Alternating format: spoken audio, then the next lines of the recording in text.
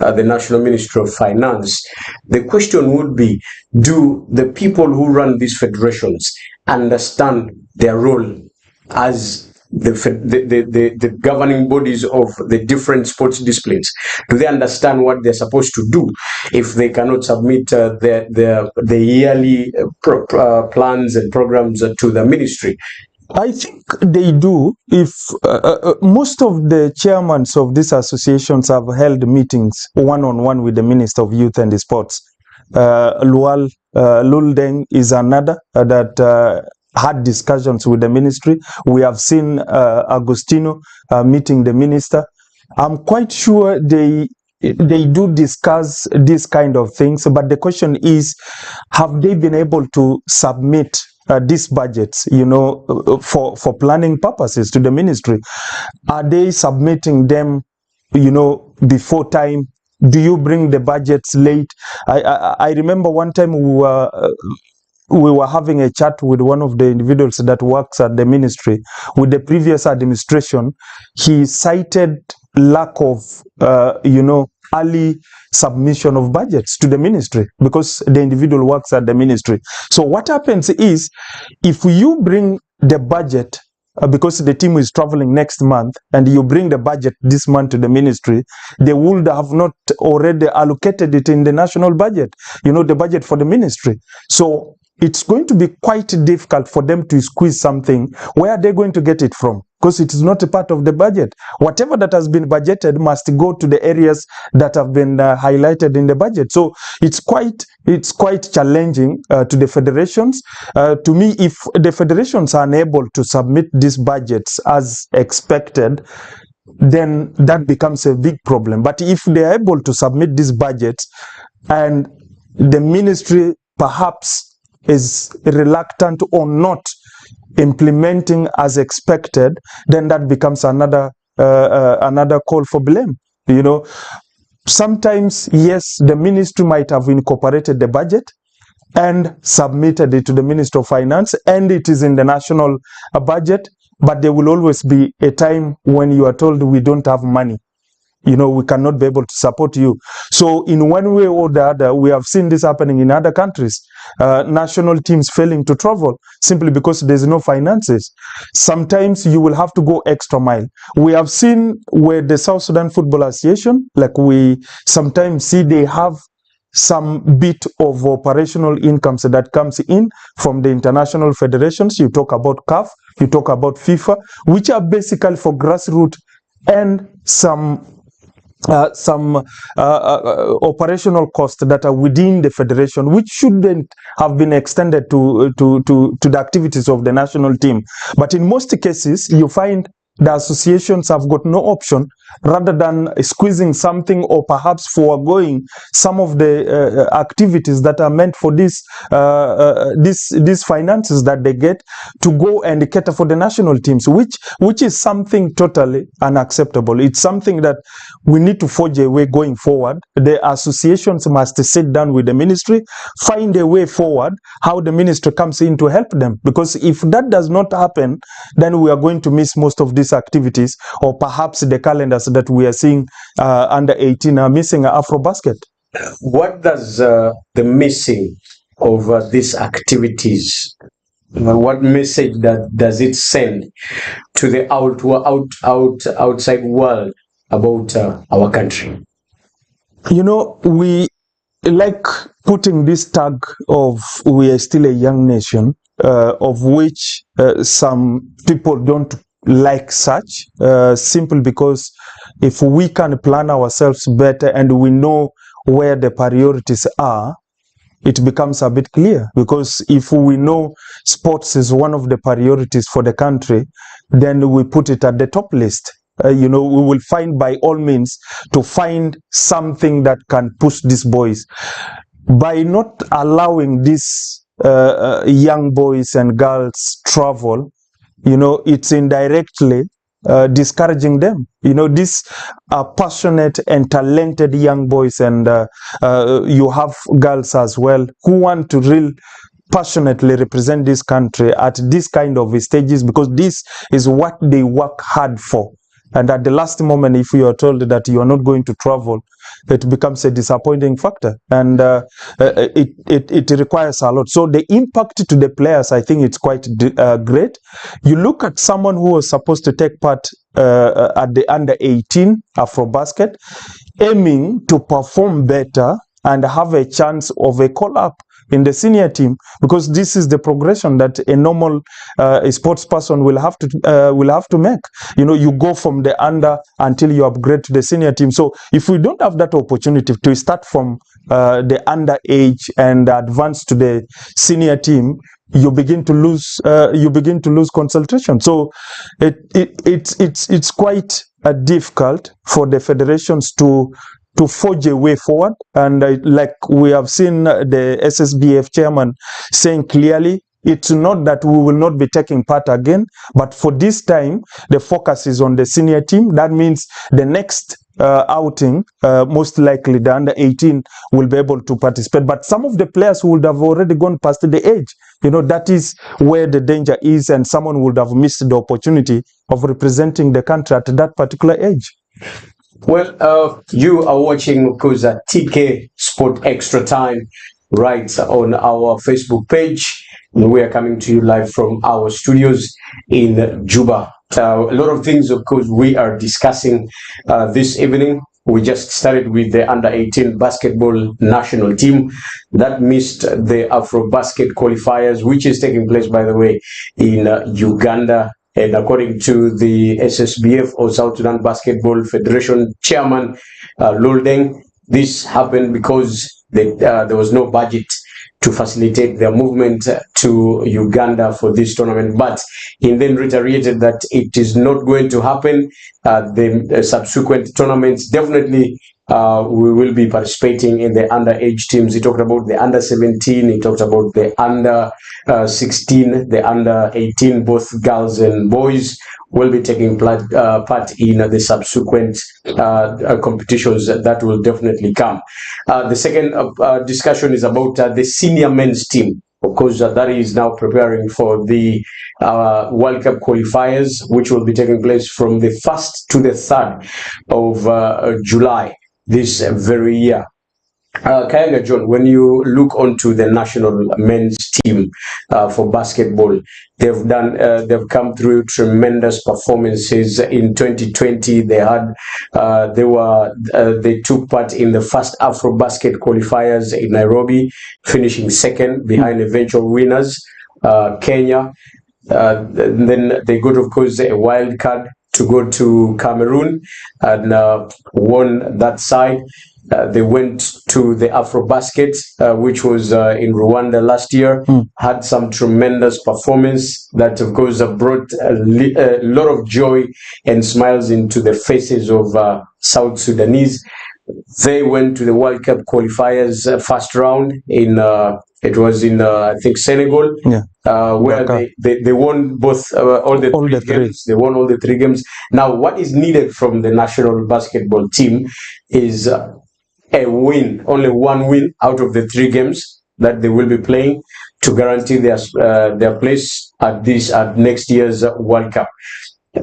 When I spoke to Luldeng, he told me we expect some new faces from the previous team. There are going to be some new faces in the team. Let's talk about new faces vis-a-vis the performance over the previous players. How do you think that will be balanced? If we look at the restructuring of the team, it has already started with the coaching staff. Royal is back, that is Elvi is back, and he came back with a team of backroom staff. There are 6 of them, 4 assistants, and 1 person is in charge of performance review, and another is in charge of skill development. You know, these are positions that are key in a team when it comes to basketball, and that tells you they must have realized where they needed to improve, and they need a specialist in those specific areas.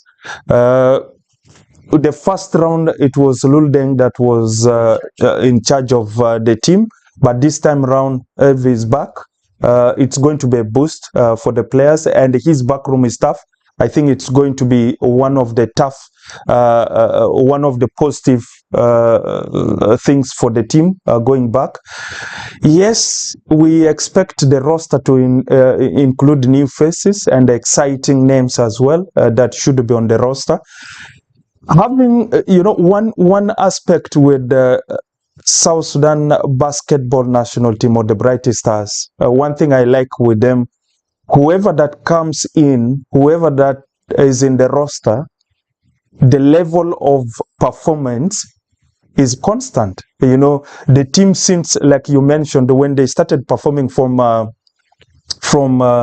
Nairobi, when they had that qualifiers for AfroBasket, they were superb, and the team has never dropped. That level of performance kept on going. We have seen different faces coming in and out of the team, but still they are doing great job. Winning all the 3 games in the first round of the World Cup qualifiers it was tremendous. And by the way, they were the only second team to do so, alongside with Ivory Coast. So if we look at the 4 groups, South Sudan sits on the top of Group B with the 6 points, maximum 6, and Ivory Coast as well in Group D with the maximum 6 points. So the rest of the groups, the leaders are having 5, and the 3 teams are needed from each group.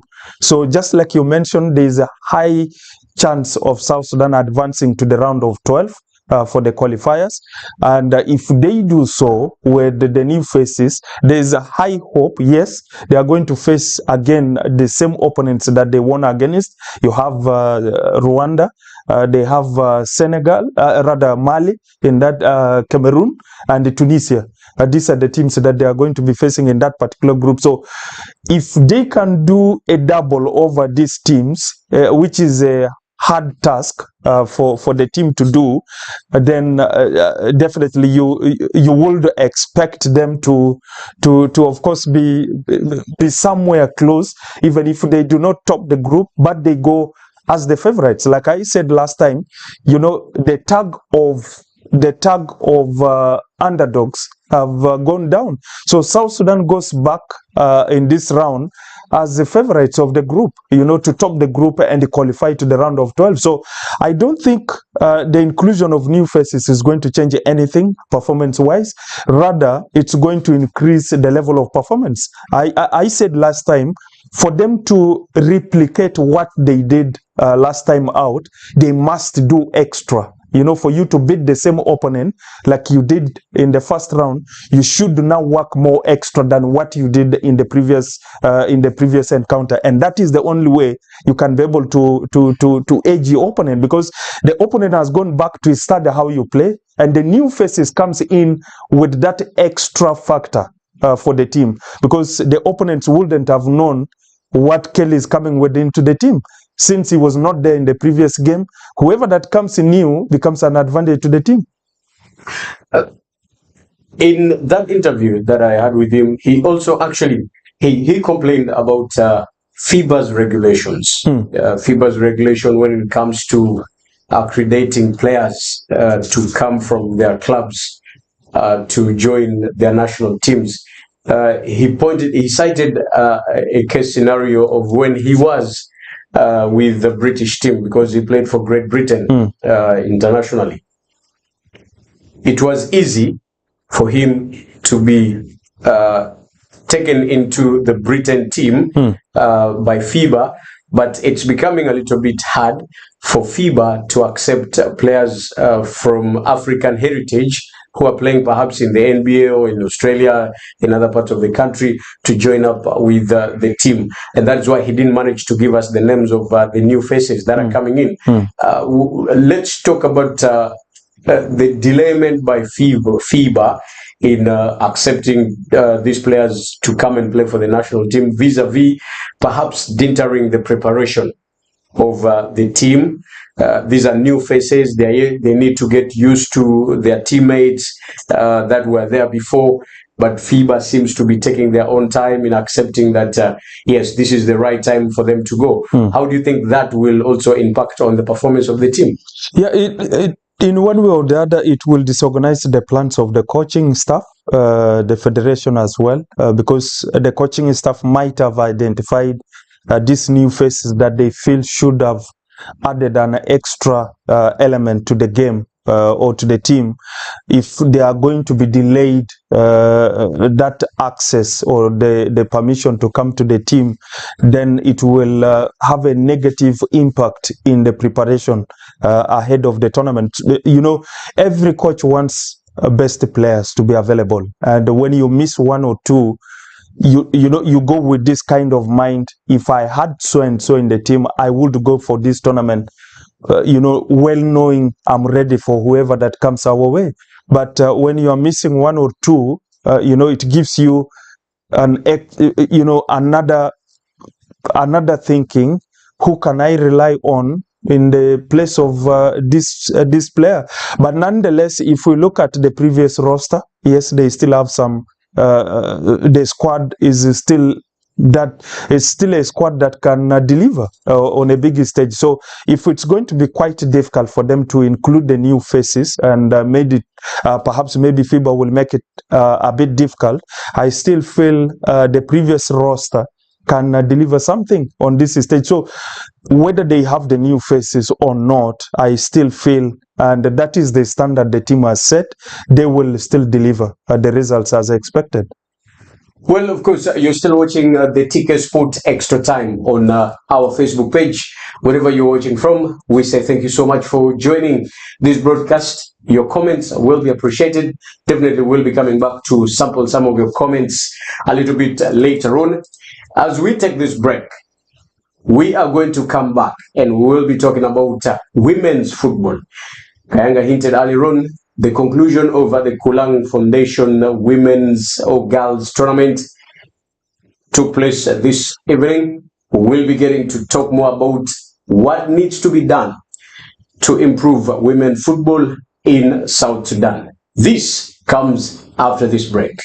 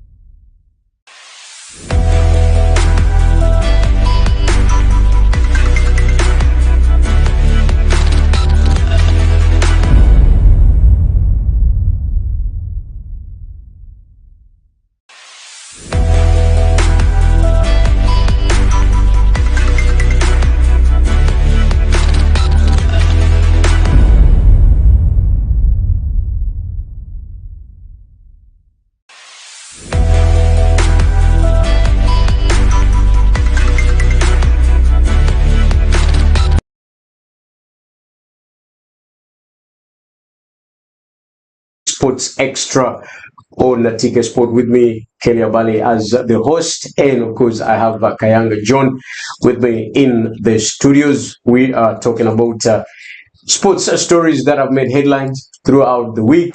We started the first hour of the broadcast with the basketball, where we talked about the national under-18 team, and we also talked about the national men's team.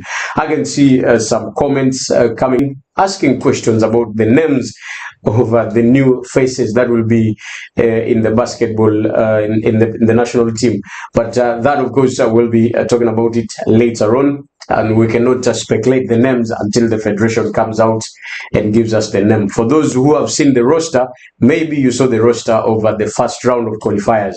As of now, the Basketball Federation has not yet released the roster of the team that will be in Rwanda. They're still working on some paperwork for the new faces, which they have not yet revealed anyway. The second part of the show, as we start it up, is going to basically be about football, and this time we are going to be starting it up with the women's game. This evening we had the conclusion of the Kulang Foundation Girls Tournament that came to an end with Crown FC, because the previous defending champions defending their title, beating Gudele Central, which they beat again in the finals in 2020 through penalty sports. Is what happened today the same way. They also won on sport kicks to defend their crown. But the question that is being asked is, what needs to be done so that we can improve women football? We've seen our sisters struggling to play the game. Sometimes they lack the support. The federation tries so hard, the SSFA to be specific with you, tries a lot to see that girls football is developed. But according to me, that is not enough. What is that one thing that needs to be done so that our women football can reach the heights that we want it to reach? Kayanga John. We've seen our national team participate in Sekafa recently. I think 2 weeks ago, they were in Jinja. They participated in Sekafa, finishing, of course, with 3 points in their group, losing 2, winning 1. They participated in 2019, winning 1, losing 2. Actually, the opponent that they beat this time round is the same opponent they beat in 2019, though this time they had to struggle until I think the 5 last minutes of the game to get that 1-0 win. They try so much to exhibit the talent in South Sudan. The federation tries so much hard. I can speak this authoritatively without any contradiction that they have support and funding, by the way, from FIFA, which, if I'm right, is $300,000 per year, which is meant for women football. What do you think needs to be done so that women football can be grown in South Sudan? It will take me to one other question. What happened to the strategic plan that was developed by the administration? Yes, a lady was hired as a consultant, and she launched a strategic plan, 5 years strategic plan. And I wonder whether the first phase of the strategic plan is being implemented. One of them was to have a league, if I'm not mistaken. How to have the league is what most of us have not yet seen in that strategic plan.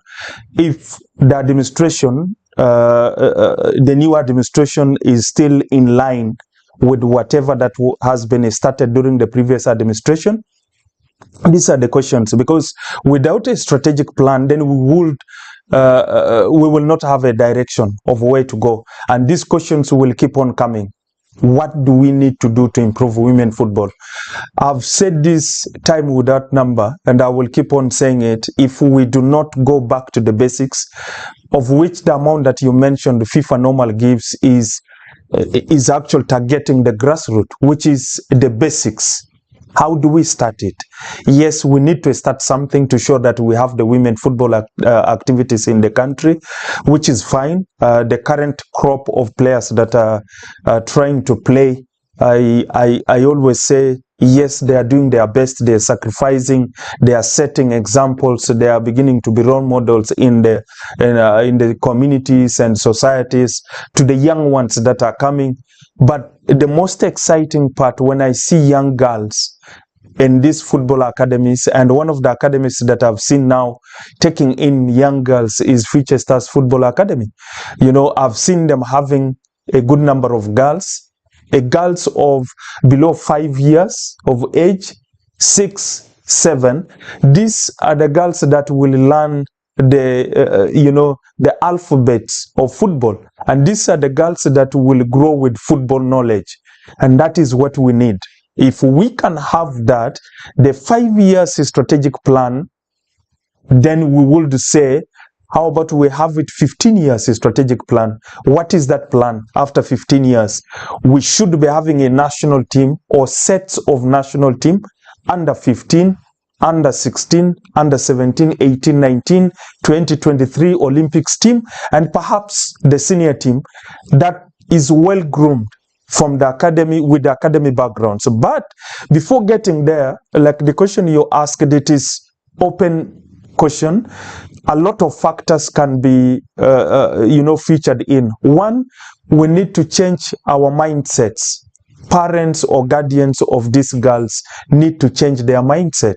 How many of them do believe that yes, these girls can do just as the boys? You know, how many of them are refusing their girls who might be having that love for the sport, but they are being denied the opportunity to join their rest, to train, to go and play football matches? Perhaps some of this, community or cultural aspect saying girls are not supposed to play football. So it must be something that will should be, having awareness created, and such tournaments like Kulang Foundation, I think, is one of the key elements in creating this awareness. You need to have this kind of engagement, have the girls coming up. You need to send messages during these games to the parents. If we can use other platforms as well to send messages to the parents, tell them, look, this girl can earn the same living from the same sport just as the male counterpart. So if the parents can know the importance of this kind of sports to girls, then we would be heading to the right direction. But a lot of work needs to be done. As of now, we are trying to have something in place to show that yes, we have women football in the country, but we still need to go back to the basics.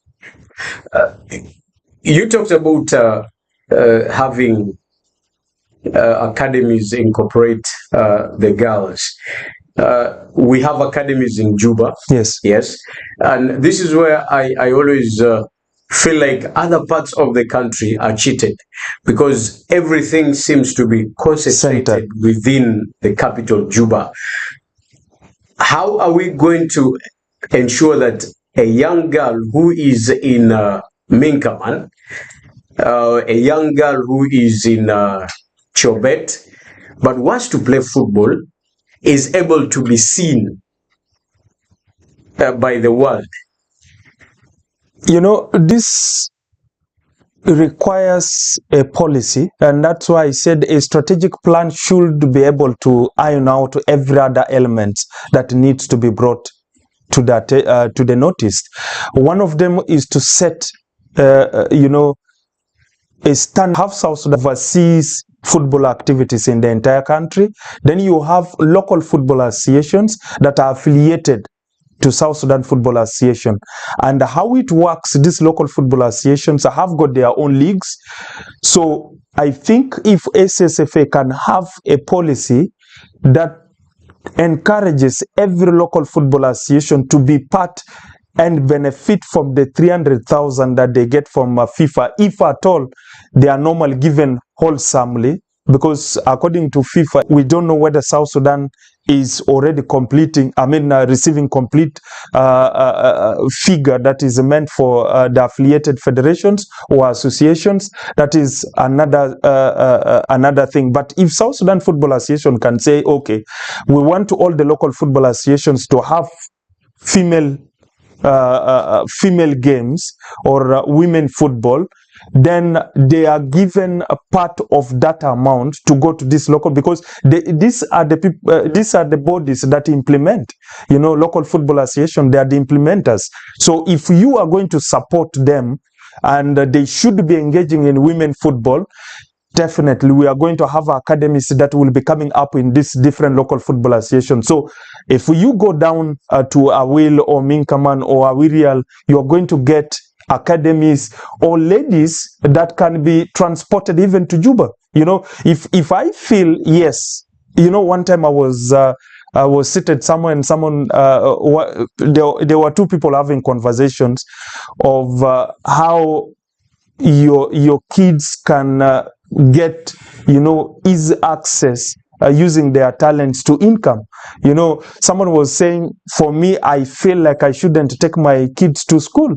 I rather take them to academies and let them study football, you know, let them learn football and become professional players. So if we have this kind of mindsets coming up, it's because someone knows and understands what that can mean. You know, when you invest in the child in the academy, and you know the end product, as long as this kid is some talent that can be groomed to be the person that everybody would imagine the person to be. So the fact that currently it is centered in Juba, I don't think it will limit the rest of local football associations from engaging the young ladies into football and setting up football academies across this part. So I think the first academy for female football was established in Wow.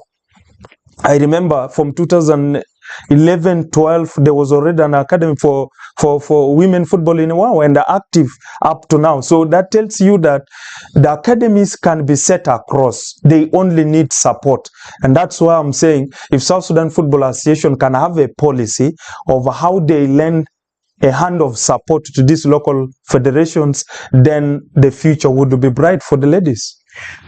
Well, if the South Sudan Football Association can lend a helping hand to these academies, the future for women football will be bright. That's according to Kayanga John.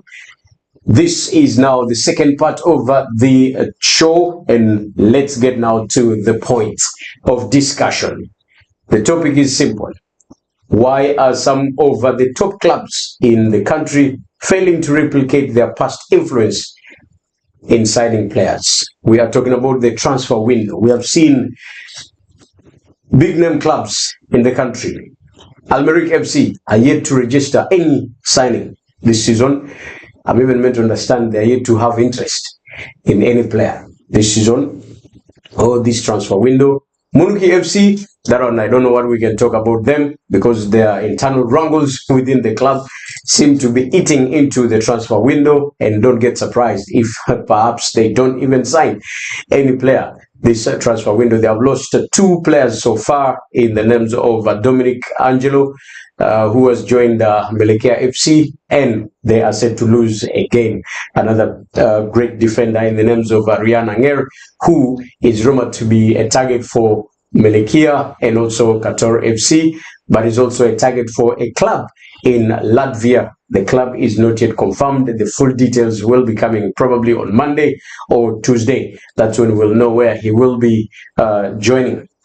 We've seen clubs like Qatar FC, because who gave Munuki a run for their money last season in the league, though they finished third at the end of the season, signing one prolific striker. That's according to my analyst in the studio here. If he bangs the goals for them, perhaps they will be crowned champions next season. That's what he's been telling me behind the scene. In the names of Makweth Wall, who they signed from Bara City at Labara, have registered only one player so far in this transfer window. Al Hilal FC are yet to register a player. Gudele FC are yet to register. Viva Star are yet to register a player. We've had, of course, newcomers in the first division this time round. Simba and Citizen are yet to register. There are two, right? Simba and Citizen. Yeah. Those are the teams that have been promoted from the second division. And Zalzal. There are three. Yeah. So there are three teams. Zalzal replaces Nasser. who were relegated to the second division. Right there. All these teams are yet to do subsequent registration of players. So the question we're asking, what has gone wrong among the top clubs in the country when it comes to the transfer window? Is it the economic situation that is eating up the clubs? Is it the high demand from players? Because I meant to understand there's a player who has asked for $20,000 to sign a 2-year deal. Kayanga John. 20,000 is what I meant to understand. Ryan is asking a team like Qatar to pay him 2 years deal. Do you think this is 20,000 is worth for Ryan Anger? For someone who is watching us and talking about transfers in South Sudan, first, one of the things that the person should understand is the clubs that we are talking about do not have, a permanent source of generating income. These are clubs that solely depend on individuals' contributions. Individuals come forward to put money in a pool and say, okay, this is the amount that we can use for the transfers. And if you look at these individuals, if they are not in their good economic terms, that means the club is going to be affected.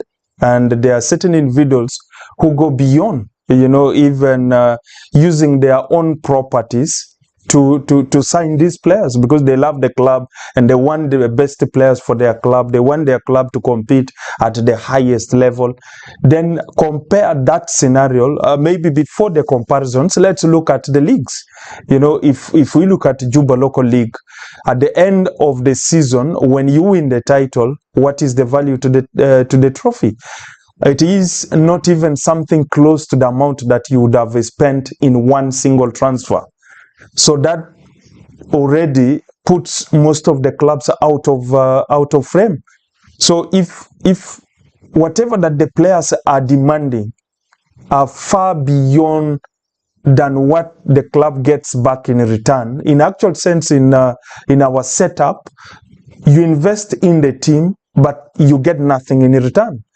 All this now is being channeled back to the local football associations because what they need to do now is real to create a value for the title at the end of the season.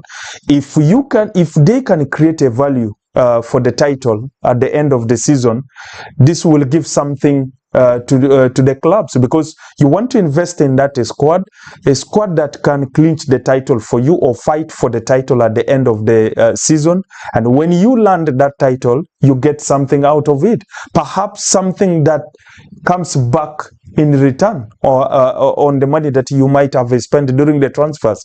So such a demand, if a player says, I need 20,000, we have seen players going for a motorbike. We have seen players asking for a car on top of a cash payment as a sign-on fee. One of the administrators was telling me, a player was demanding them a motorbike, yet he moves on foot. How can he buy a motorbike to a player? Yes, they want the player to play for the club, but how can an administrator buy something out of their own pocket, yet they did not buy it for themselves? Sometimes you begin to weigh the options. Do I go for this player? Should we sign the player or not? If the player is too expensive, what is the options? The reasons as to why some of the clubs have not yet gone out to sign players, perhaps they are facing the challenges of negotiations. Players are how our transfers work. You will find the most powers to decision making rely with the players. Clubs has got nothing to do about it. If a player says, I want this amount of money, not until when they feel they are being left out. If every club distance themselves from this player, then they will have no option than to come down. And the funny part is, some of the clubs take advantage of the deadline day. That is where players become too desperate. Because that is the final day.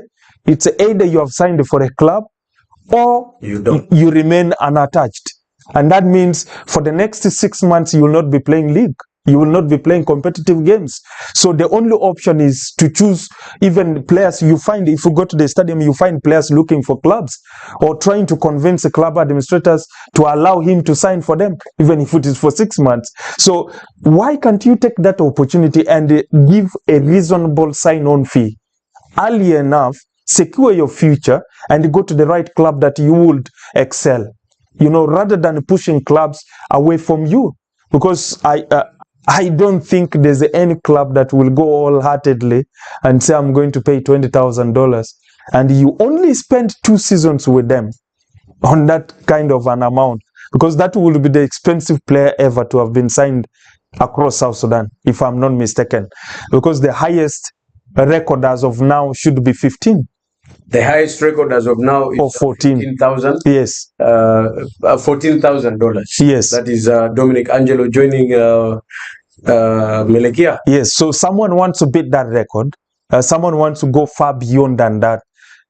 Are we going to have a club? Yes, if one can pay 15 or 14, then 20 is possible. But topping that 5,000 on the 15 to make 20, it's not going to be an easy one. So players need to understand, if I demand this amount of money from the club, what do I get back on return? What do I give back to the club? Yes, we know you are going to perform, you are going to win the title for the club, but at the end of the day, what is the value of that cup or the title? The value of the title is less than the amount that the club might have paid for you. So players should sit back and reason with the club administrators. Try to understand these administrators. Imagine someone is sacrificing what he should have, invested in his family or in his business. He picks it up and says, okay, we need your services. Come and play for us. And I'm giving you this amount of money. It's a sacrifice. So if the club administrators are sacrificing, well knowing that they are not getting anything in return, so players should also do their part to sacrifice. How do we sacrifice? You must come down to a reasonable value. And that takes me back to what I asked last time. Do all our players know their values? Because if today you are telling this club you need $10,000, and when the next club comes you want 15 because you had they signed a player with the 13 or 14, and the next club comes in, you are coming down to 7,000, it becomes you after the money, which is true. You need to get money because that is your talent, but then you must be reasonable. You must be professional. You must know what you are going for and what is going to be the return that you are going to give to the club, which you can be able to express and promise comfortable to the club administrator. So it's jointly, every stakeholder need to play their part. Club administrators are going extra mile. Some of them go as far as borrowing money to pay these players. How do you get to pay this money back? So some of these administrators go through a lot of stress when it is transfer window, and I think some of the clubs are open. Sometimes they tell you, we don't have money to sign new players. What are you going to do? You can do nothing about it. That is exactly what my friend and your friend Kamal told me. Yes, money. It's a point blank. Around and see whether we can be able to get. Now, with this kind of, to me, I call it exaggerated figures by players or perhaps their representatives, if they do have any, to talk about that. Where do you see the football clubs now lying? What kind of league do we expect in the coming season with the way these transfers have gone so far? We are going to see few teams competing for the title based on the signings that they are able to put or to complete, and some teams are going to struggle. Why? Because they are unable to strengthen their squad and to make it was, some of these teams have lost the players because their contract has expired and they need to replace these players. Munuki is another. You have mentioned the two players, Rian Angar and Dominic Angelo, that needed to be replaced. So the club must find a way of replacing these players because your squad is already reduced. You know, that means you need to go out, you need to sign 30 players for a season. If this is not going to be addressed, though we still have some few days, 1 week and some days to close the transfer, which is on 30th of this month. We still have time, so they still have got time. But the likelihood, to answer the question, what I'm seeing in the near future, clubs are going to, you know, refrain from signing these so-called big players, you know, the players that look at themselves as a complete player. I see most clubs going to the directions of the academies, and I think this is the time academies now needs to get something in return of whatever that they have invested in these young lads. Some of them have been with these boys for the past 10, 15 years. If we look at the likes of Future Stars Football Academy, they have been with these boys for quite long. Some of them started as 5-year-old and now they have graduated from the under-19 team. So if clubs can go to the directions of the academy, why I'm sticking to the academy, these are young boys. You look at their demands, their parents come in. If you ask these boys, what do you want us to do for you as a club? You know, most of them are going to ask a favor, you know, in terms of their education. Yes, you need to help me to pay my tuition if there are those who are already at a tertiary level of education. If there are those who are still at the high school, they want you to help them to pay their school fees. Give them the basics of education, and they will be happy and very ready to play for you. So if that could be something that clubs can be able to afford, of which schools you pay term in a term. You know, you're not going to pay more than 200,000 in one term, I don't think. So if you calculate the entire amount, by the time the player finishes the 4 years at the university or the 3 years, you would have spent less than a player that you have signed with $15,000 or even $10,000. And this is a young lad that can grow into the team. We remember the strategy Qatar used. Qatar signed about 4 or 5 players from Future Stars Football Academy, and people were questioning, why are they going for young players? You know, but as you can see, the players are beginning to establish themselves as star names, and some of them are getting into the national team. So I feel this is going to be the direction in the near future that will be taken by most of the clubs. You're still watching tkSPORTS Extra Time as we bring you related topics on sports stories around the country.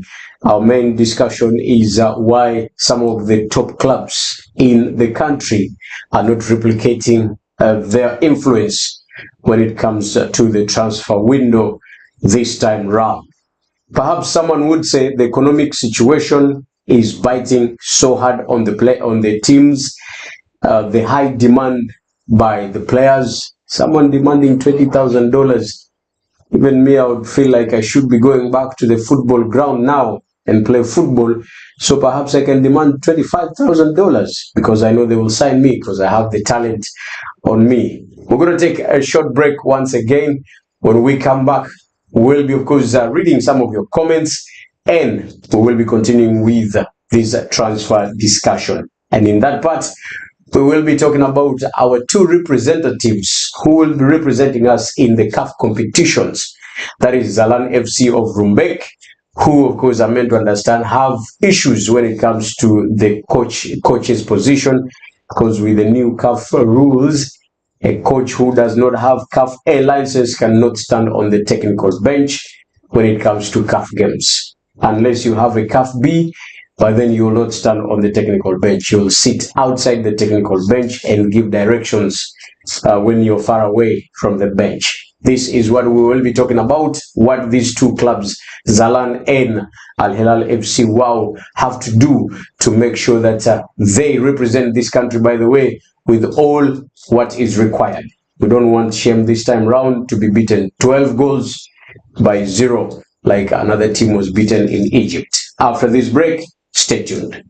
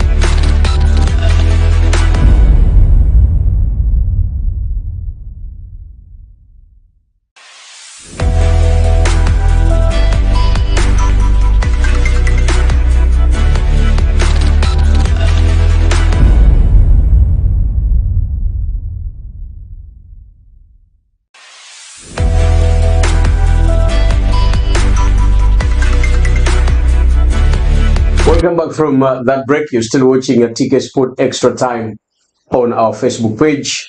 You can also watch us live on our YouTube channel. You subscribe that side and You will definitely be getting all the live shows right here from Juba as we talk sports. On tkSPORTS, our work is only sports. We don't do anything other than sports. We eat, sleep, and wake up with sports in our mind. And the sports we talk about so much is sports that is in our vicinity. And when we talk about our vicinity, we talk about the boundaries of Juba and South Sudan at large. As we took the break, we were talking about the big teams not having the influence they have had on the transfer window this season so far as it is. What could be the problem? Give us your thoughts and your feedback by commenting on our Facebook page. We will definitely be reading the comments shortly as we do it right there. Now, let's talk about the newly promoted teams in the first division. 3 teams were last season promoted to the first division. Simba FC, we have Citizen FC and Zalzal FC, who were promoted to the first division. The transfer window, they seem to be quiet. Maybe perhaps we don't follow them. Maybe they are doing their transfers like the way Manchester United is doing their transfer business. They are only interested in players talking the business but not finalizing the deals. Kayanga John, you are a new boy among the big boys in the first division. Someone would be asking, without bringing in new players in the team, how are these 3 teams, Simba, Citizen, and Zalzal, going to cope up with the intensity of the first division, where you have big boys like Atlavar, we have Kator, who of course have signed, one of the prolific strikers, by the way, this country has. How are they going to cope up if they don't do subsequent signings that match the standard of first division? Like you said, they have been quiet, but I know of Zalzal. They have signed the 2 players, and one of them happens to be my ex-player. Is a player who played at the first division before. That is Bilal Ismail. Is a midfielder, and they signed a future stars winger. He's called Malis. So they have signed these 2 players, Zalzal. These are players that will improve their squad based on the quality of the 2 players. Malis is still a young lad who needs to grow and who needs to be nurtured. You know, he's going to experience that kind of competition, like you said, facing the big boys who have cemented themselves at the top flight of Juba Local League. So yes, the 3 teams, yes, Simba looked exciting. Simba, and you talk of Citizen and Zalzal. I think Simba in the past 2 seasons has been giving good competition to first division teams in South Sudan Cup, because that is the only tournament that draws all the 3 divisions together for the first time last season. Usually it used to be only second division and first division that competed in that in the cup tournament. Last season it was inclusive of all the 3 divisions, making a total of 61 teams. So we saw Simba going to the latest stages of the competition. That means they have faced some of these first division or the big boys at one stage or another. We saw them during the Ramadan Cup facing Katori FC. Yes. And they were thumped by 4-0. That was a test of a first division team. Perhaps what awaits them ahead is more fire than what happened in the Ramadan Cup. It's down to the coaching staff and the entire management of the team. What is the objective? You know, the objective, if it is to be me, it should be one, for us to remain at the top division. You know, we are not going there to compete with the big boys, but we need to get points off them. You know, you look around the teams, you look at the teams around you. that you look at your levels and you feel, yes, this is a team that I can get maximum points against. Because being at the first division, you will be facing these big teams, or the top 6, if you like, every now and then. And if you are going to face them, what is going to be your plan? What is your strategy? Are you going to lose all the games against the top 6? So if you lose home and away against the top 6, that is 12 games, multiply 12 by 3 points, that is around 36 points that will be off your calculations. So if you're going to lose 36 points, how many points will you be fighting for? It will be fewer or less, and it might not guarantee your survival at the top flight. So this team Simba, to me, from the 3, or among the 3, or amidst the 3 that have qualified or got promoted to the top flight, Simba looked to be better prepared for the first division, because this is a team that has been building, or they have been in building process for the past 3 or 4 seasons. They wanted to qualify to the top flight. So they look to me to be a better side that will fare better against the top teams, and they might cause some upsets to the big boys in the division. So we are going to see that. And Zalzal, yes, is a team that has been at the top flight. Simba qualified for the first time.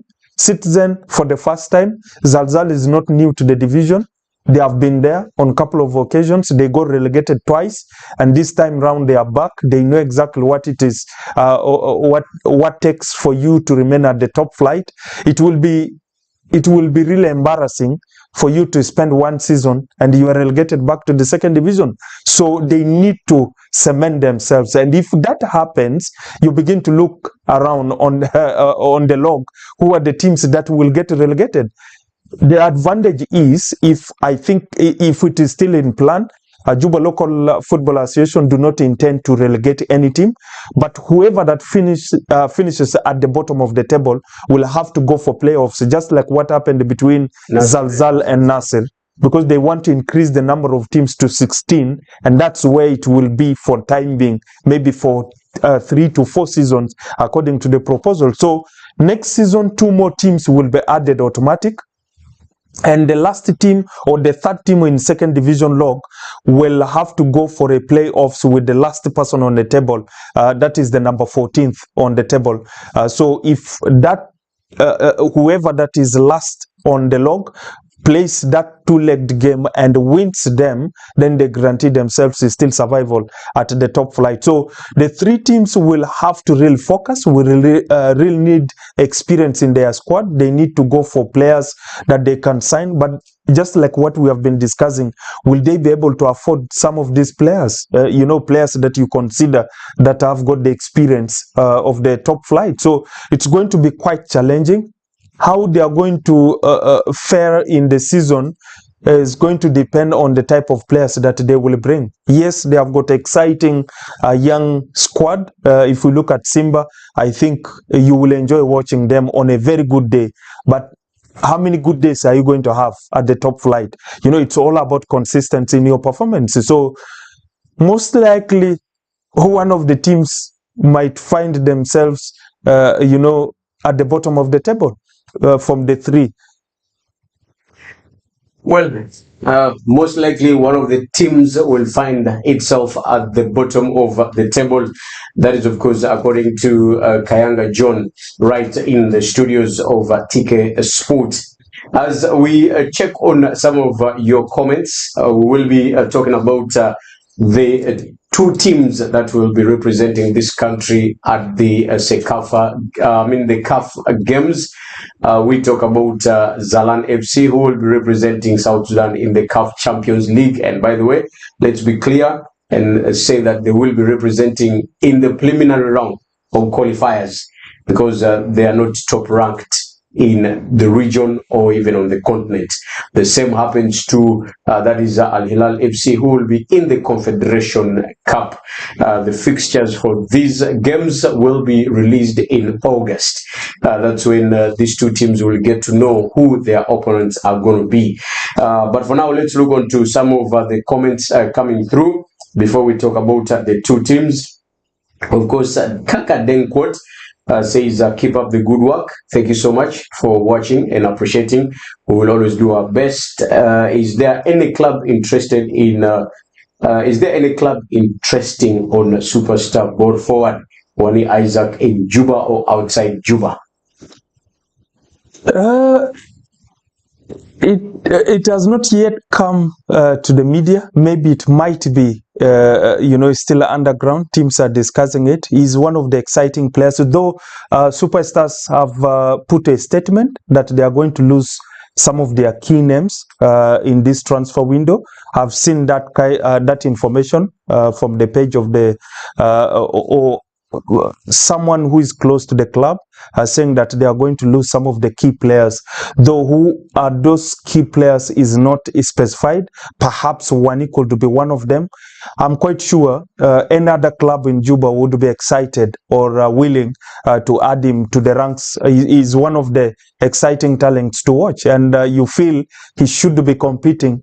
Being in the national team, you need to be where the competition is a little bit considered to be at the highest. So him being linked to any team in Juba, you never know. By the way, starting tomorrow or on Monday, we are going to see a lot of surprises. The clubs that have gone quiet, we don't know what they are planning, and Wani could be a good option for either club. Whoever that goes for him, he will be a good addition for that matter. Talking about Superstar, the 2 days, by the way, that they said they will be issuing out the list of players who are coming in and going out is ending today at midnight. So probably by tomorrow we will be able to know. And if we look at another rumors, is the Yambio Star captain is being linked to a club in Juba, though it is not specific. We don't know which club is that. Not only one club, but I think a couple of clubs are looking at him. That is Bafuka. He could be on his way to Juba as well. Even the goalkeeper, I think the goalkeeper who was with them during the South Sudan Cup, yes, and also the National League. Yes. But the contradicting statement that I saw is that the goalkeeper plays for Al Tahrir FC, not Yambio Stars. Yambio Stars. So the contradicting statement I saw on Facebook. That gives a lot of questioning on how the player qualified to play for Yambio Stars. So whoever that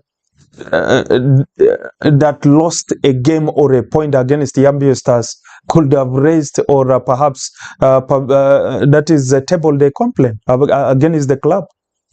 Yes, another one here says Steven Hardman. I don't know, is this not the brother of Woodman? Because he says it's Hardman and the other one is called Woodman. How did Lobonok United FC make it to the Juba Local Football Association 3rd Division? Is there any team that is removed, or there are many other entrants to the 3rd Division? Yes, how it works, yes. If we look at the 3 divisions, we have 3 zones. Munuki zone, you have Kator zone, and Juba zone. So what happens is you have 3 players, 2 players each from the 3 zones that qualify for the Center League. So the 2 teams that have gone from your division, from your zone, if one qualifies, that means there's a space, right, for one team to be added. Yes. And the last team will have to be relegated to non-league, which we do not have. So you're completely relegated. You don't have another league that you play in, though the local football association is thinking of a non-league. And that is where the question of how was Lobonok promoted to a 3rd division. We don't have another league unless something was organized by Juba Local Football Association of recent. But previously, they look at the registered teams with the Sports Commission, like the Minister of Youth and the Sports, Central Electoral State, because the Sports Commission is in charge of registering teams.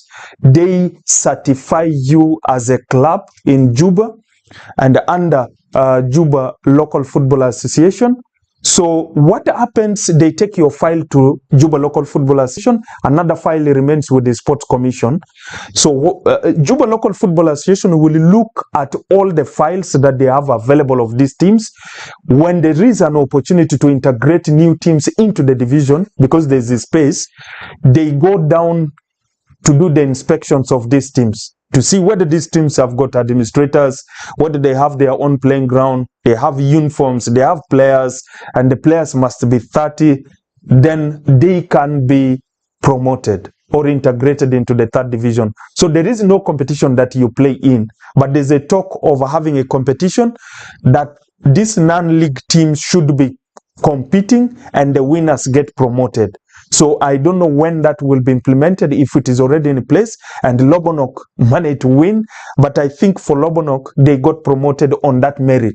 They are one of the organized teams, and they should be under 14 zone, if I'm not mistaken. I'm yet to see which zone they lie in, because 14 has lost one team that has got promoted to the second division, which is Nujum, if I'm not mistaken. There's Nujum. Jamus is from Munuki zone, and one team has been relegated, the last team on the table from Munuki zone. So there's one space. Lologo is actually from Kator. Lologo is from Kator. So that means there's two space actual for Kator zone. One is for Lologo, and another is for the team that is going to be relegated, the last team on the log at the end of the season. So there's two space in Kator. For Munuki, it's only one space for reasons. Jamus got promoted and Juba City got relegated, because Juba City was last on in the second division, and they went for a playoffs with Nujum. They lost both. Yeah. So Juba City got relegated to third division, and they belong to Juba Munuki Payam.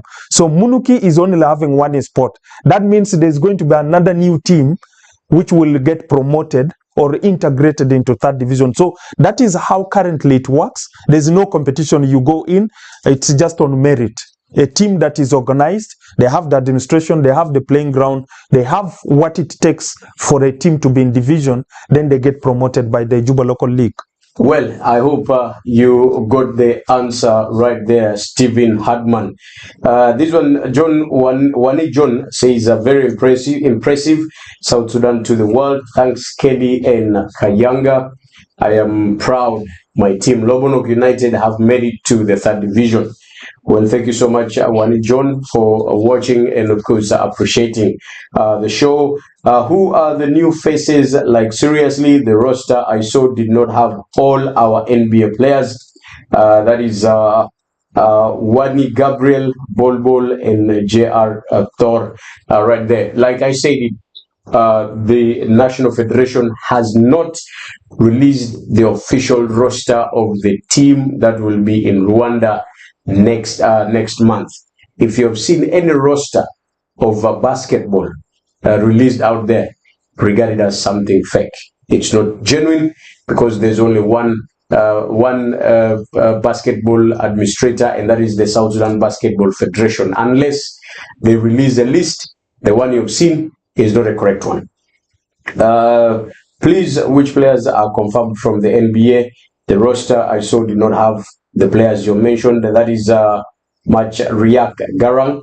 The same, of course, I'll give you the same answer right there. I'm enjoying this discussion. This is our friend Ajang Brotherton from Bor, but currently I think he's in Kampala. He's a die-hard fan of Koreum FC. By the way, may I know the new promoted teams to the second division and the relegated one, and also the new third division teams? The teams I think that are promoted to the second division, we have Logo from Kator zone. Yeah. We have Nujum from Juba zone. And then Jamus from Munuki zone. These are the three teams that were promoted to the second division, right there from third division. And then the new third division teams, I think so far we only have Lobonok. Yeah, we are yet to see other ones that will be integrated in Munuki zone and Juba zone. Yes, this is Dennis from Dennis. here on our Facebook. Ring Peter says, what support is South Sudan offering to the two teams, Zalan and Al Hilal, in terms of finances, representing our country in the African Championship? That is the question. Definitely one thing people need to understand. Maybe I can give an overview on this before Kayanga comes in. One thing that you need to understand: it is not the mandate or responsibility of SSFA to fund clubs that are going to represent this country outside. Clubs are supposed to have their own finances, their own resources, and their own management that manages them.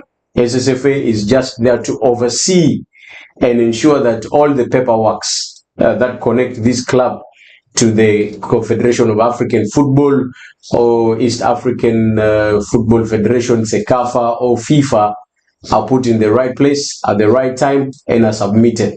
That is supposed to be the role of SSFA, but not to finance any club that is going out. If they do, then they are doing it on a sympathetic basis. They sympathize with the current situation. And this should be a lesson to all the clubs. That is what I think is supposed to be done. Yeah. Maybe Kayanga has more insight on that.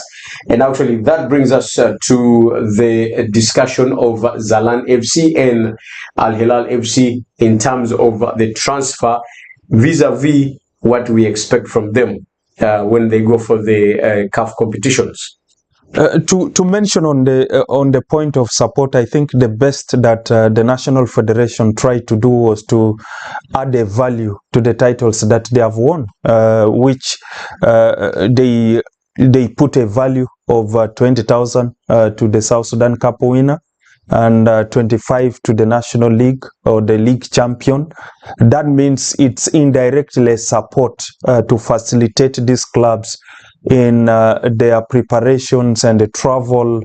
It's not going to be complete, or it's not going to cater for everything, but at least it's an helping hand that the clubs are supposed to top on it. At the end of the day, it's the responsibility of the club administrators to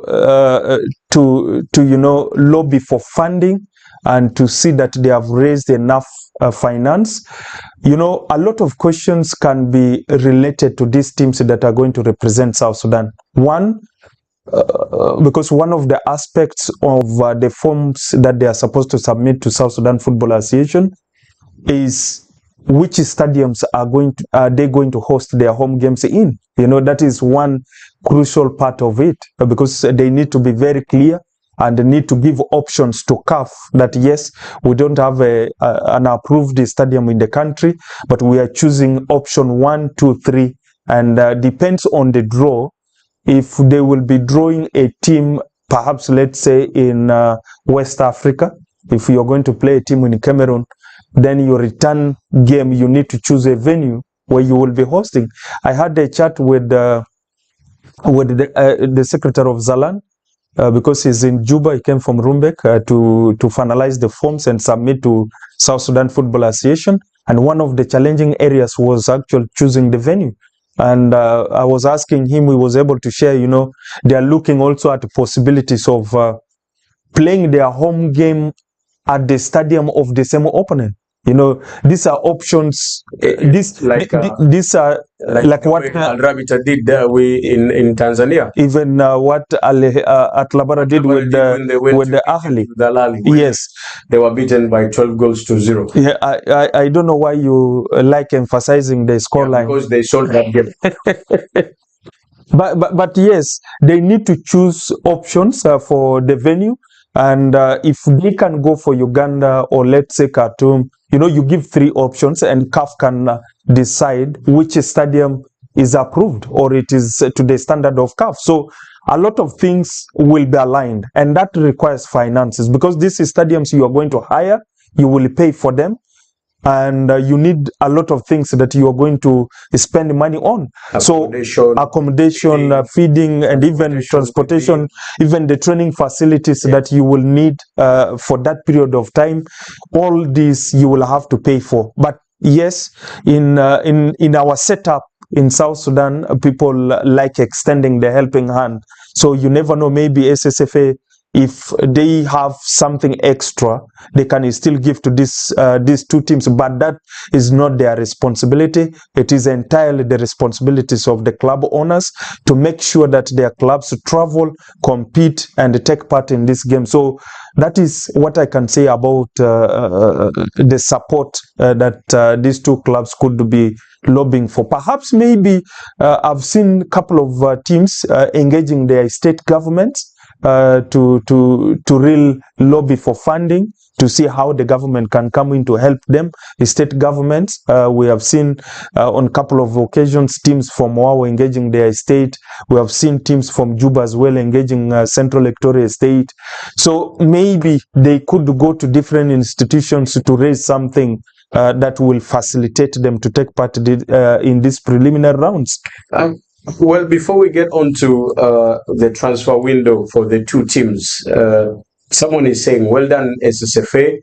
Clubs should look for their funds alone. Now, the question is, how do they raise the funds? This is according to, this question is coming in from March Riak Garan. How they raise funds or how clubs can raise funds, these are two different questions. As of now, how clubs raise funds, I stated it earlier on, they depend on individual contributions. The board members of the club, have to go into their pockets, whatever savings that they have for their personal lives or for the families, they have to pull something out of it and give it to the team. Put it together and see how much you can have. And even some of the players that play for these clubs, if they are well off financially, they contribute to the team. And at the end of the day, you see these clubs going from one institution to another, asking or requesting for funding, which is not the proper way of doing things. How do other clubs in other countries survive, or how do they generate their income? A lot of ways. One of them. Well, I think that will be a topic for another day. Yes, yes. That's why I said this could be two different questions. Yes. But if it's only how can these clubs raise funding, there's no option as of now is to go from one door to another. Knocking. Most of our clubs are always beggars, so we will get time and talk about how clubs can generate resources without going to knock at the doors of SSFA and think SSFA will support them, because that is not the mandate of SSFA. The mandate of SSFA is to administer football activities in the country. Riak is very serious. He asks again, this is actually a comment, playing their home games in the same stadium, let the management of Zalan FC think twice. They're supposed to choose a nearby stadium like in Uganda, such that fans can also cheer them. Fans are very crucial when it comes to a team winning. I totally agree, though it's not a concrete decision that they will be playing their home games at the same stadium as for their opponents. No, they are just looking at possibilities. Finances come into play, like I've said, though from the options that they have available, St. Mary's is one of the options, but this as well depends on Vipers. Vipers will be hosting their games in Uganda. So if you're going to have three teams hosting the same home game at the same playing ground, how difficult and challenging that is going to be. Because you have Al Hilal, you have Zalan FC, then you have Vipers, the owners of the playing ground. So nearby options, yes, the teams are going to they are going to include in their options, but how realistically it's going to be, if they can raise enough money. I don't know if you have an idea of how much is to pay for St. Mary's Chitende. I think it is. I think the last time the SSFA hosted a game in St. Mary's, I think it was a week ago. Yes. When we played Mali. Yes. And if I'm not wrong, they paid, I think, like $35,000. Yes. For everything. Yes. Including the organization within. They paid for, I think, $35,000. That's what they paid. So now the question is, yes, will Zalan FC or Al Hilal FC be able to raise $35,000? That is first of all, for only paying for the stadium, the stadium and also the organization. Now, leave alone accommodation, leave alone accommodation of the team, leave alone transportation of the team, a lot of other facilitations that are needed. So, at the end of the day, before the fixtures of the Champions League preliminary round or the Confederation Cup are released, I think these two teams now need to go to the drawing board and see how they can be able to raise finances. But then this should also be, to me, it should be a lesson to the South Sudan Football Association. Because if the Juba Stadium was complete based on the agreed time that it was supposed to be, I don't think we would have even seen our national teams take a foot away out of the country to play home games. It is now time the National Federation should open its eyes and ensure that the little work that is remaining on the stadium is given a durable duration, so that the teams will not incur a lot of expenses. Because if we are playing our home games in Juba, for example, if you start your game away from home, then your second game is at home. There will be no need for you to come to Juba and fly back to Awil, back to Rumbek or Wow. You can fly from the game. You come and settle in Juba and wait for the return league. So the federation, SSFA, I know our friend, the secretary, should be watching this broadcast. It is time you open your eyes and ensure that the stadium is complete at a required time, so that our teams do not suffer these expenses that they would have incurred, even the SSFA itself.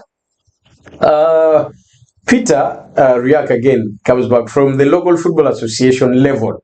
There are teams who obviously win championships but end up getting SSP 30,000 as value of the trophy. Why does SSFA neglect raising? Why does SSFA neglect raising cup value to even US dollar 5,000? Where do you think the club management would raise funds to support the team? In my humble view, those clubs that win national championships ought to be supported by the SSFA to fund everything, just like they do for the national team. This is simply because football in our country is just like nothing completely. Even those supporting teams only do it even when they don't have anything to feed their families.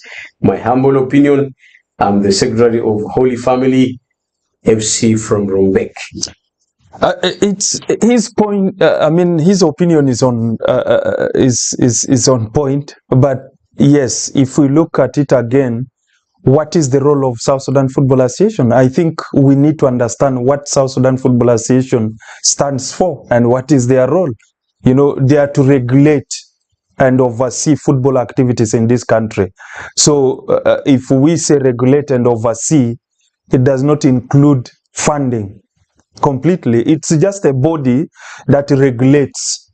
You know, they come up with new rules, they come up with footballing, you know, the technicalities, the training, capacity building. These are the things that they facilitate through the support of CAF, Confederation of African Football, and the FIFA. So they are just, a channel that, or a regulatory body in the country. So they don't do funding, but the best thing that they can do, I could have agreed with Peter if we mentioned that South Sudan Football Association, hand in hand with the ministry or the government, should lay out platforms where investors should come in and invest in the teams. You know, they can have policies through the government, lay down policies, maybe perhaps, tell these investors that are currently in the in the country, we are going to put you on you're not going to pay taxes, for that matter, if you are supporting this team, or perhaps we are going to charge you half of what others are paying, because the half you are investing in the sports. Lay down some policies that will make it easier for people to come on board. And the challenge goes back to the clubs as well. Like you mentioned, this is a topic of itself. How can clubs make it favorable for a company to come and invest their money? At the end of the day, it takes us back to the local football associations. how best can they raise the value of the leagues or the titles that they put out there for clubs to fight for?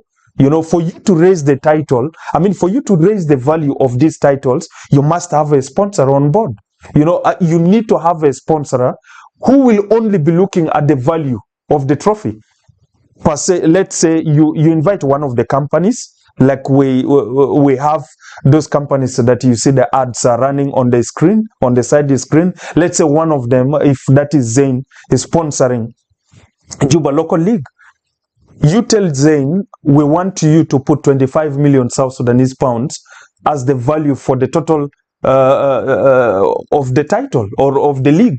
Whoever that wins the Juba Local League knows we are going to earn 25,000, but there's going to be a very simple question. Zain is going to ask Juba Local Football Association, what is my return? What do I get in return after investing this 25 million? Will Juba Local Football Association be ready to answer? Well, like I said, this discussion on how clubs can generate their own resources and funds without knocking at the doors of SSFA, because SSFA, like Ayanga said, is a regulatory body that supervises and monitors football activities. Their work is actually to draft the laws that govern football in the country and to see that these laws that they have drafted are implemented by the stakeholders. They are not mandated in whatsoever way to support clubs financially. Our federation has done that, like I said, Alaron, in a sympathetic way, in a generous way. They are generous to our clubs, but that is not their mandate. Their mandate is purely to oversee football activities, and the rules of the game are followed by all the stakeholders. Next weekend is going to be the topic that we will be talking about, how clubs can generate resources on their own. What do they need to do? That is what we will be talking about. Peter, you are the secretary of that is a Holy Family. I believe you have the status of South Sudan Football Association. You can read their mandate and you'll definitely get to understand why they are not supposed to support clubs. We're going to take another short break just to quench our throats with some little bit of water, and when we return, we will be talking about Zalan FC and Al Hilal FC when it comes to the transfer window. Have they done enough to get the players that will take them perhaps to the next round of their respective competitions, or they haven't done? What do they need to do? I'm meant to understand Zalan FC is still struggling, by the way, to get a qualified coach who will stand on the touchline when they will be participating in the CAF Champions League preliminary round, because CAF regulations are very clear. A coach who is not having CAF A license will not stand on the touchline during CAF games. Watch this one as we come back shortly. Stay tuned.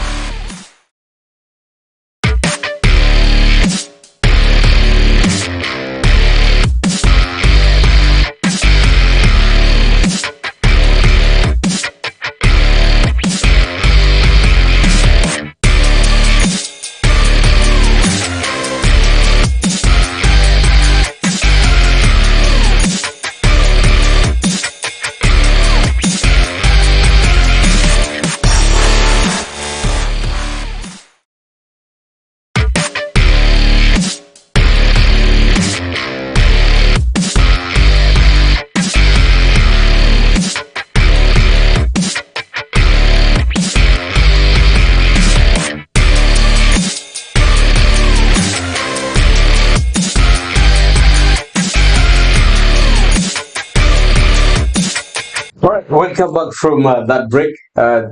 Of course, you're still watching the TK Sport Extra Time. This is the last segment of the program as we talk about football clubs within the country and based on the transfer window that opened on the 1st of June 2020 and is ending on the 30th of June this same year.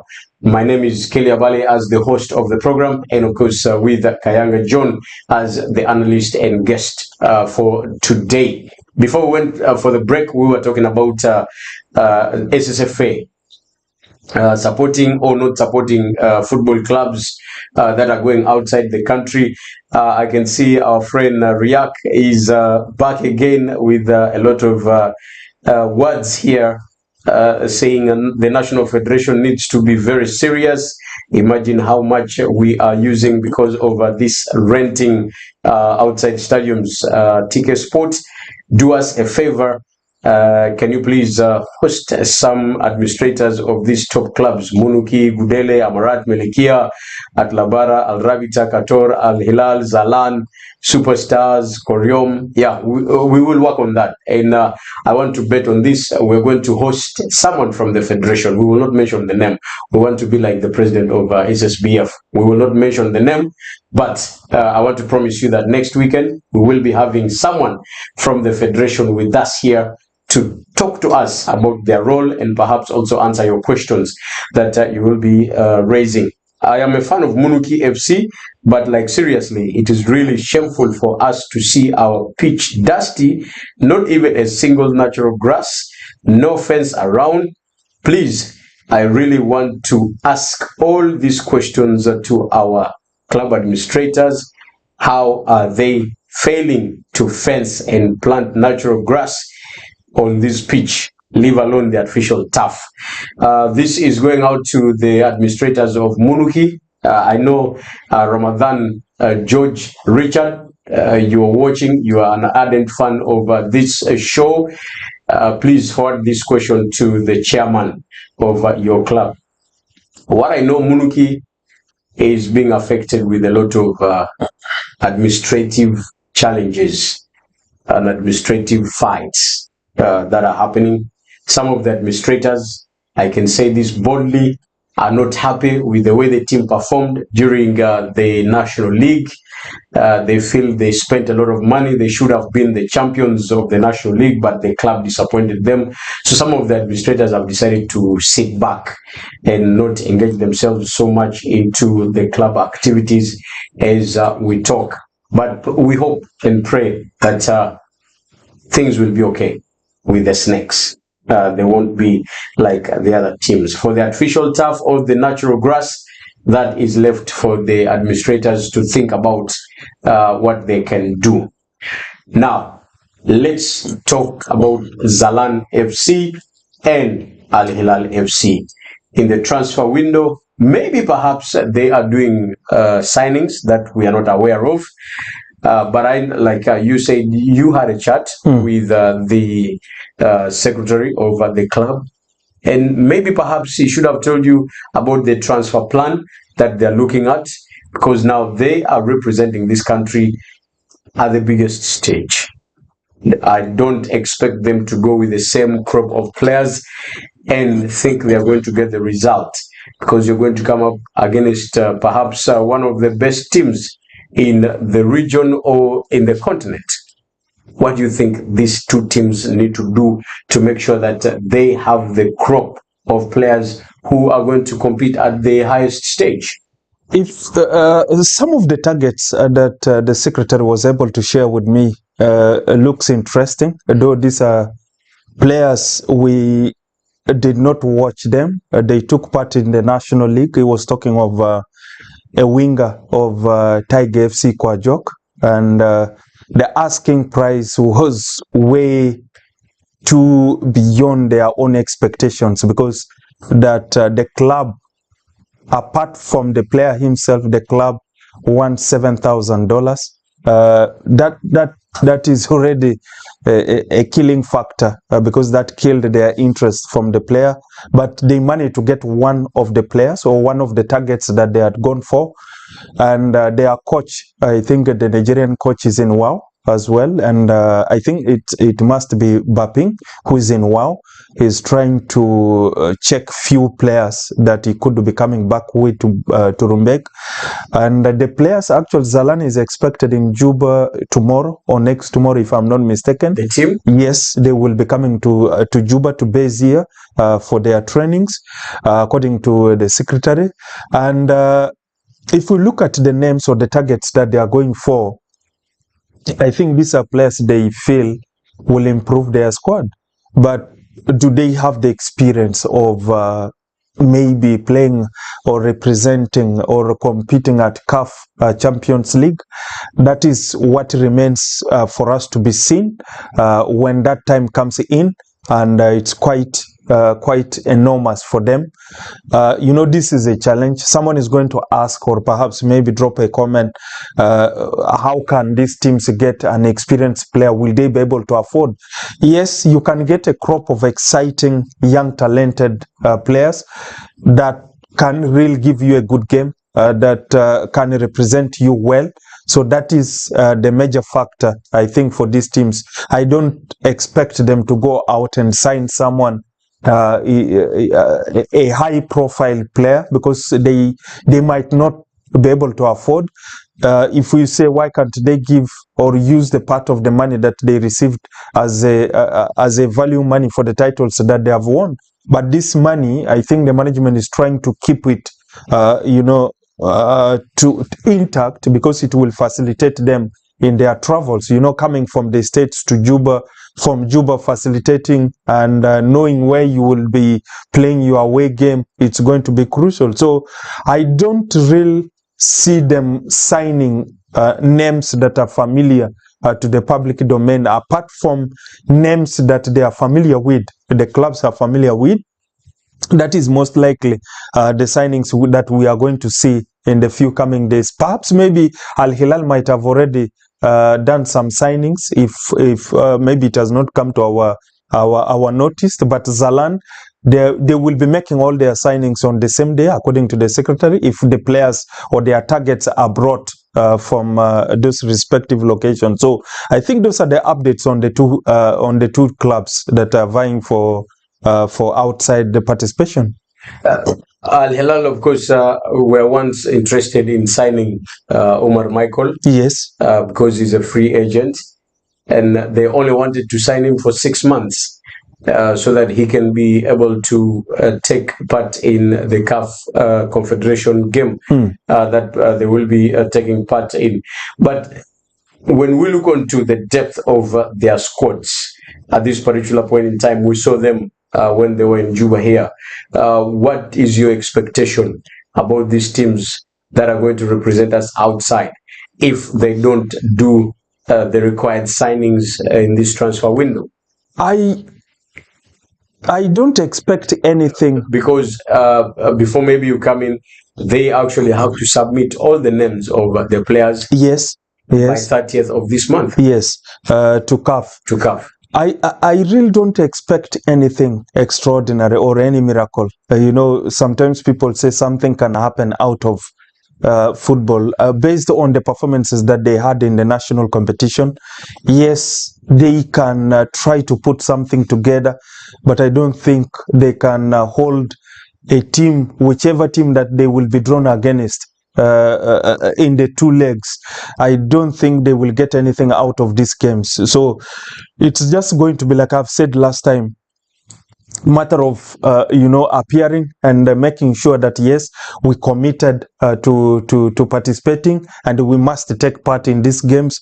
So I don't see anything that will be to the expectations of the fans of these clubs. But yes, it is rather going to be beneficial to the club and to the players, because you need to learn when you face a top team from the continent. whichever way or whichever result that you get at the end of the day, it's a learning process for you. You get exposed, you get to face,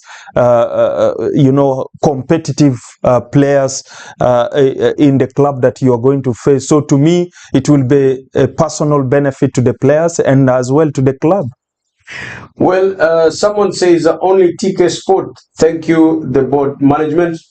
This is actually the Deputy Secretary of South Sudan Football Association, Joseph Angelo Apai, with that comment. The only sports media that broadcasts live. Thanks a lot, management of TK Sport.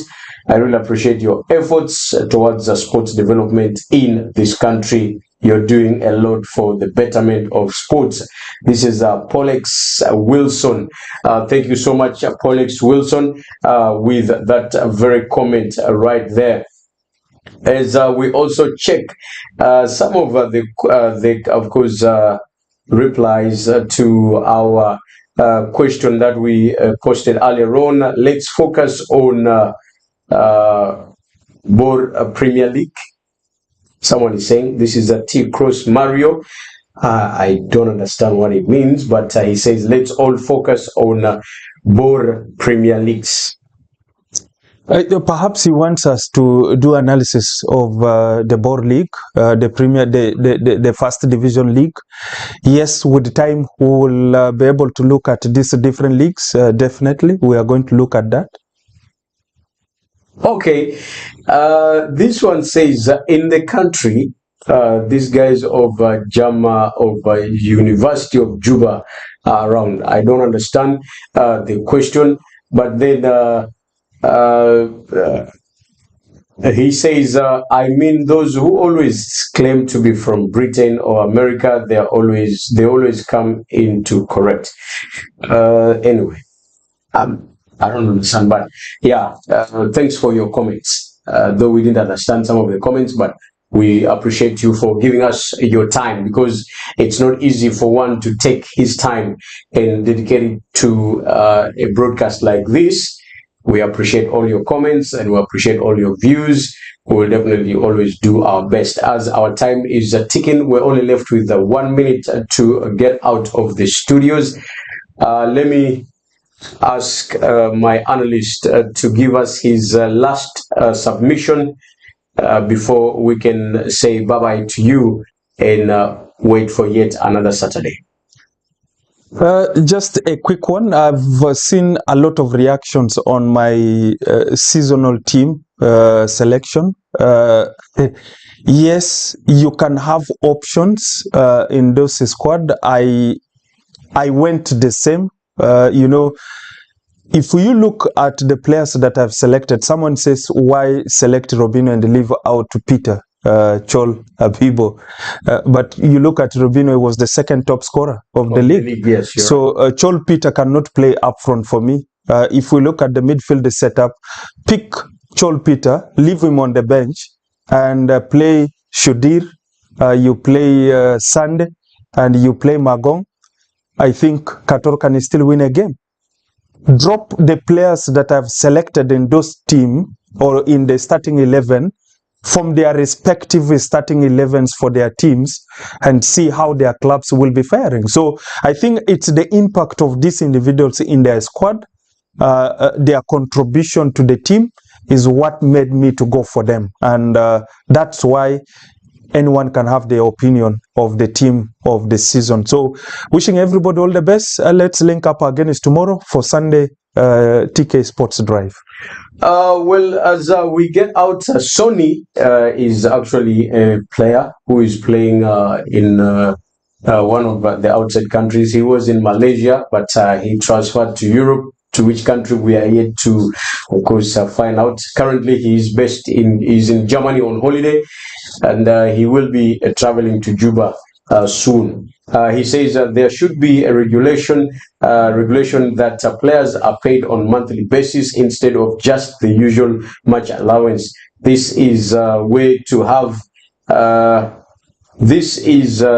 to have players motivated and teams not being able to have only 5 or 10 players in training. A lot of players who the clubs assign with huge money don't turn up for training at some point, of the reason, and that is a loss to the club. A lot needs to be done on player protection, and football should be made profitable to players instead of it just looking passive to the players. Right there, that is Sony with his comment. Thank you so much, Sony, for your comments, and we appreciate you watching us from Germany, and also we wish you a safe journey as you come to Juba. Perhaps we will have time to chat with you also in front of these very cameras of TK Sport, and you tell us your experience of playing football outside this country. This brings us to the end of today's broadcast of the TK Sport Extra Time. It will be coming back again next Saturday, and like I said, we will be trying so hard to make sure that next Saturday we have a representative from South Sudan Football Association with us in the studios to, of course, answer your questions regarding why the Federation does not fund our football clubs. Let's meet up again tomorrow as we bring you the TK Sport Drive from 7 p.m. up to 9 p.m. I remain yours truly, Kelly Abale, the host of the program. Until we meet again, have the best of your night.